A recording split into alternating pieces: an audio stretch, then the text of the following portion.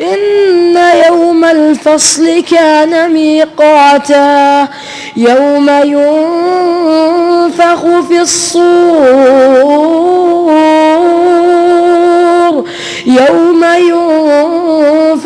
الصور فتأتون أفواجا وفتحت السماء فكانت أبوابا وسيرت الجبال فكانت سرابا إن جهنم كانت مرصادا للطاغين مآبا لابثين فيها أحقابا لا يذوقون فيها بردا ولا شرابا إلا حميما وغساقا جزاء وفاقا إنهم كانوا لا يرجون حسابا وكذبوا بآياتنا كذابا وكل شيء أحصيناه كتابا فذوقوا فلن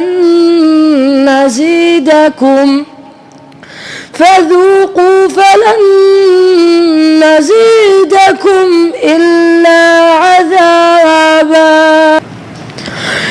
إن للمتقين مفازا حدائق وأعنابا وكواعب أترابا وكأسا دهاقا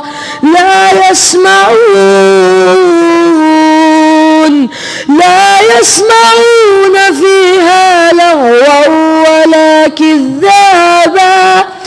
جزاء من ربك عطاء حسابا رب السماوات والأرض وما بينهما الرحمن لا يملكون منه خطابا يوم يقوم الروح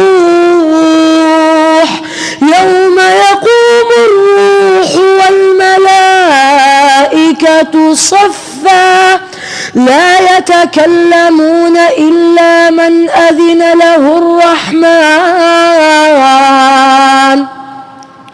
وقال صوابا ذلك اليوم الحق فمن شاء اتخذ إلى ربه مآبا إنا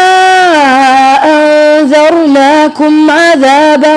قريبا يوم ينظر المرء ما قدمت يداه يوم ينظر المرء ما قدمت يداه